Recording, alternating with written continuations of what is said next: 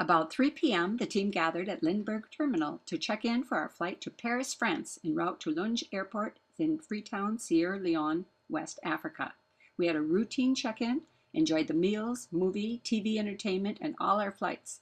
The day ended with us over the northern Canada and Atlantic Ocean. Team members are Dick Ricardo Cook, Jake Cook, Pat Gustafson, Dick Houston, Rick Ormsby, and Madison Skalski, Pat's granddaughter. We landed at the Charles de Gaulle Airport at 9 a.m. Paris time with a 5-hour layover. There was upscale shopping and some very eclectic artwork, including an 8 by 25 foot wall hanging made entirely of plants. At 2 p.m., we departed for Freetown with a stop in Monrovia, Liberia. The ethnic makeup of the passengers on the plane became much more diverse. Upon landing in Freetown, we took a bus to the airport terminal. We passed quickly through immigration and eventually retrieved our luggage. We then took a bus to the dock where we boarded a boat for our 45-minute journey across the bay. The trip was choppy and full of diesel fumes. We had to make several stops to clear the propellers of trash in the ocean.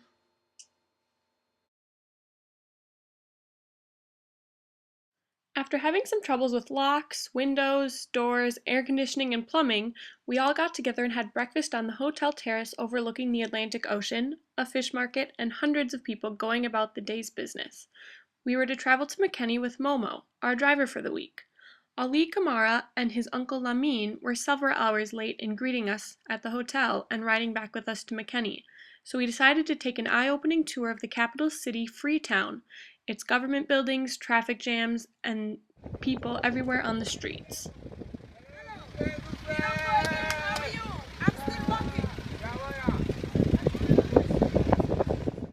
We got to McKinney in late afternoon. We met Mariama Bokhari, our host for the week, and got settled into our rooms. There was one for Pat and Madison, and a larger one for the men. We had air conditioning, if you count fans and windows, toilets that had to be flushed manually with a pail of water, and showers, rooms with cement floors and a hole for draining, but no running water. Each morning, Reverend Bokhari's young grandsons carried water in to refill the barrel for the daily's water supply. While we were settling in at the guest house, Mariama had prepared us a full dinner, which we ate and enjoyed before heading off to McKinney University to attend a meeting with the McKinney Rotary Club. There we met Aminata Sharif, who has been working with us on the project for 2 years and will be managing our project with UDEO, the United District Development and Agricultural Organization, in the year ahead. President Joseph Touré was not present. One of our goals for the trip was to get his signature authorizing the Rotary legal document, which we had been struggling to obtain for almost 4 months. He was later encouraged by fellow club members to sign the document, allowing us to bring it home with us. At the Rotary Club, we exchanged flags and had a fruitful meeting discussing the cassava processing plant project, our roles in it, and talking about life and many challenges facing Sierra Leone. We also met Ishmael Koloko, a manager of a hotel next to the church. The meeting was led by Father Benjamin Sesri, the president-elect for 2014-15. The McKinney Rotary Club only had 25 members, but was only reassembled 5 years ago after they had disassembled during the Civil War just years prior.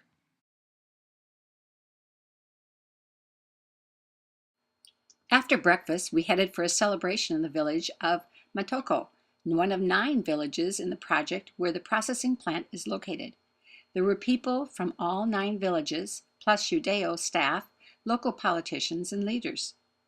There were drums, whistles, singing, and dancing as we arrived, and others from the villages arrived.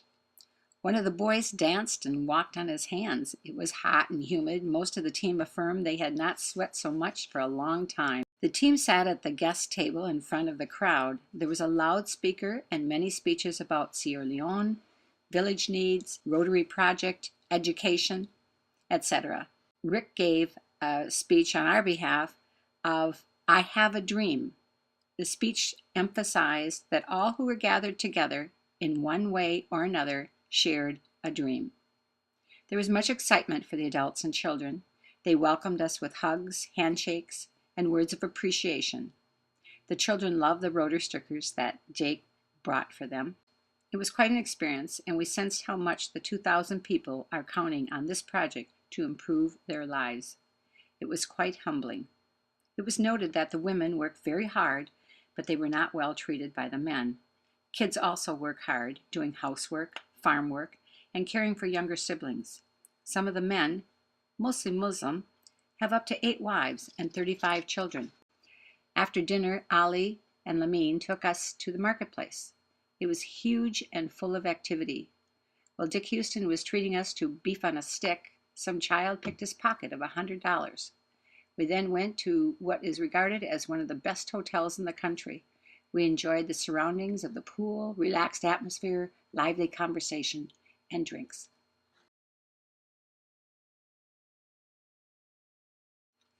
This was a special day as we spent the day visiting all 9 villages that are part of Yodeo. In each village, we took gifts that the team had brought over to present to the village chief. We arrived at the village and the crowd was quickly forming. First the children, then the women, and finally the men came around. Ali and the other Yodeo staff members showed us some of the fruits of their work with the farmers. We went into mud huts and homes and visited cassava fields. Because the rainy season was over a month late, grasshoppers had destroyed the cassava most recently planted. The older plants had survived, so there will be a harvest. The need for a tractor or tractors was shown to be critical if they are to dramatically increase their cassava acreage. Without increased crop, production and processing plant will be underutilized. This is a dilemma facing the project. The extreme poverty of the people was all too visible. Poor housing, sanitation, education opportunities, and health care were prominent. Children were shoeless, poorly clothed. Many of the smaller children had only underwear or were naked. Several of the villages had a well, but there were as many unused as used wells due to the water levels being too low.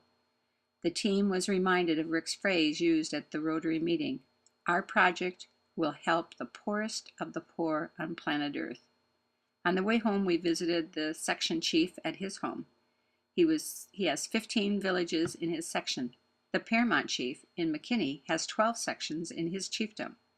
We were to visit him on Saturday. We have become the center of attention for neighborhood children. They gather on the road outside the guest house and wait for us to come out. Since we have provided many gifts for them, it is no wonder they cluster in waiting. Most of the Odeo staff joined us in the morning to go touring with us. We ended up with 19 people in our van that comfortably seats about 12. Our first stop was to visit Ishmael, an entrepreneur who has established a metal shop which trains workers, a cassava processing plant, and a small garden farm, among other things. He's also into recycling metals.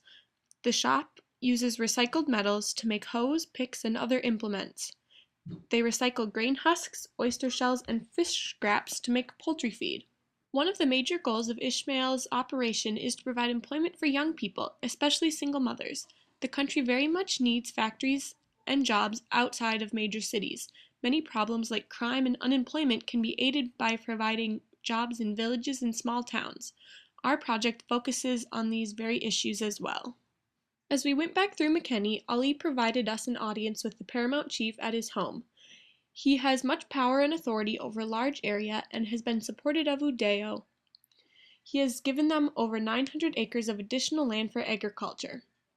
While greeting us warmly in very understandable English and giving lip service to the goals of Udeo, it is interesting that he has worked out financial deals with the Swiss and Chinese that benefit his family rather than the population he serves. The chief has 20 children through many wives. 6 of them are living and working in the United States, which he has visited many times. We met one of his sons who owns a nightclub in New Jersey and another right in McKinney. We then took a long drive to visit the Adax bioenergy plant, built and run by a Chinese company. It was an elaborate building and had a lot of machinery. Workers are bused to and from McKinney and the surrounding area. We also saw a lot of open land being turned into sugarcane fields by a Swiss company building a huge sugarcane factory. Between these two businesses, we saw much destruction of the land, and we were told that such projects will pollute much of the underground waterway systems. After returning to McKinney, our group met with leaders from Udeo to discuss the project and its problems. We encouraged the staff to assist Director Ali O. Kamara with information, feedback, and decision-making. We think this will be crucial to Odeo's success as one man can't manage the whole business alone. We began the day with breakfast and packing for our move to the MJ Motel. We then attended a 10 a.m. worship service at the McKinney United Methodist Church, where our host, Reverend Mariama Bokhari, has been pastor for 3 years. There was much enthusiasm and vitality in the service. There were 6 offerings and 3 choirs, women, men, and children. Church worship is a dress-up time in Sierra Leone with the women, especially with bright-colored native dresses. The women's choir, however, were all dressed in white, nearly 20 of them. Much was made of the Mother's Day, complete with a Mother of the Year and roses. We did not anticipate that the service would go 3 hours, another example of African time. For today's journal, Pat reflected on her new friend Marvin, 5 years old. Out of the mob of children that surrounded the guest house, he sought Pat out as a letter friend, a financial scholarship for his education and uniform. Even at a young age, Pat says he has a twinkle in his eye and has become streetwise. After settling into the MJ Motel and having lunch, we had a wonderful visit with the sisters Roga and Eleanor, with the sisters in the order of the School Sisters of Notre Dame, who both teach at the University of McKinney. Dick Houston had been trying to contact them at St. Francis Church since arriving in McKinney. We were all thankful for the visit. They seemed comfortable and fulfilled in their calling, but lamented that the education system in the country is worse, not better, than 10 years ago. There was a sadness that in many ways they saw things getting better for people going much slower than is needed. We visited Ali and Lamine's shared 2-room apartment. We took them with us to the dinner at the Wasso Hotel, the most expensive and luxurious in McKinney. We had a good meal before returning to our air-conditioned rooms for the night.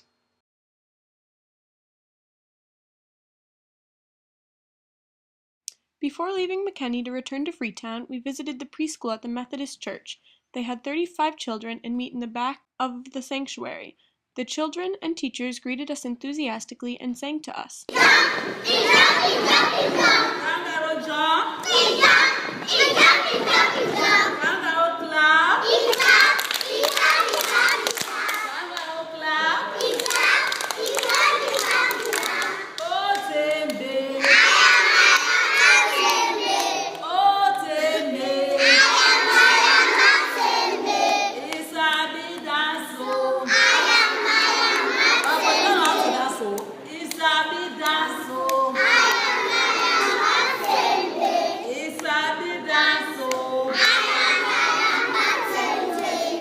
There is a small school building on the grounds that is not being used because it needs a new roof.